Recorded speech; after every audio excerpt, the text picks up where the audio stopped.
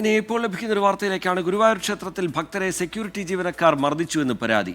വിവാഹ ചടങ്ങിനെത്തിയവരെ നടപ്പന്തലിലേക്ക് കയറ്റിവിടുന്നത് സംബന്ധിച്ചുള്ള തർക്കമാണ് സംഘർഷത്തിൽ കലാശിച്ചത്. സെക്യൂരിറ്റി ജീവനക്കാരുടെ ജോലി തടസ്സപ്പെടുത്തിയെന്ന് കാണിച്ച് ദേവസ്വം ജീവനക്കാർ പരാതി നൽകിയിട്ടുണ്ട്. സൂരജ് സജി വിവരങ്ങളുമായി ചേരുന്നുണ്ട് തൃശ്ശൂരിൽ നിന്ന്. സൂരജ്, ഇപ്പോഴ തർക്കത്തിന്റെ ദൃശ്യങ്ങളടക്കം പുറത്തു വരുന്നത്, എന്താണ് സംഭവിച്ചത്? ഒരു തർക്കത്തിലേക്ക് കാര്യങ്ങൾ പോയത് എങ്ങനെ?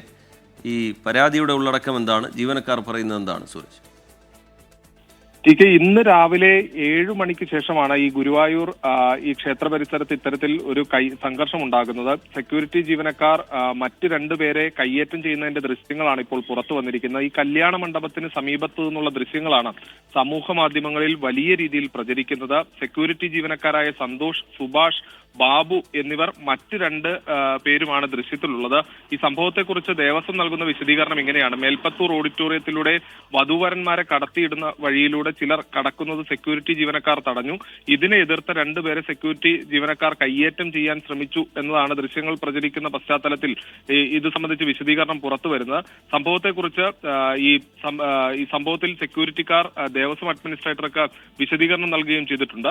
ഈ ദൃശ്യങ്ങൾ വ്യാപകമായി പ്രചരിച്ചതിന് തൊട്ടു പിന്നാലെ ഇന്ന് ഉച്ചയ്ക്ക് മുൻപ് സെക്യൂരിറ്റി ജീവനക്കാർ ഔദ്യോഗികമായി ടെമ്പിൾ പോലീസിന് ഒരു പരാതി നൽകുകയും ചെയ്തിട്ടുണ്ട്. എന്തായാലും ഈ കല്യാണത്തിനെത്തിയ ആളുകളെ കടത്തിവിടുന്നത് സംബന്ധിച്ചുണ്ടായ തർക്കമാണ് ഇത്തരത്തിൽ 2 പേരെ മർദ്ദിക്കുന്നതിലേക്ക് നയിച്ചത്. നേരത്തെയും ഈ ഗുരുവായൂരിലെ സെക്യൂരിറ്റി ജീവനക്കാർക്കെതിരെ പരാതികൾ ഉയർന്നിരുന്നു. സെക്യൂരിറ്റി ജീവനക്കാരുടെ ഭാഗത്ത് നിന്ന് പലപ്പോഴും മോശം പെരുമാറ്റം ഉണ്ടാകുന്നുവെന്ന പരാതികൾ ഉയരുന്നതിനിടയിലാണ് ഇന്നിപ്പോൾ ഈ സംഘർഷം ഉണ്ടായിരിക്കുന്നത്. എന്തായാലും സെക്യൂരിറ്റി ജീവനക്കാരുടെ ജോലി തടസ്സപ്പെടുത്തിയെന്ന് കാണിച്ചുകൊണ്ട് ഔദ്യോഗികമായി തന്നെ പോലീസിലും പരാതി ലഭിച്ചിട്ടുണ്ട്. ഈ മർദ്ദനമേറ്റ ആളുകൾ പരാതി നൽകാത്ത സാഹചര്യത്തിൽ എന്ത് തുടർ നടപടിയായിരിക്കും പോലീസ് സ്വീകരിക്കുക എന്നുള്ളതാണ് കാത്തിരിക്കുന്നത്.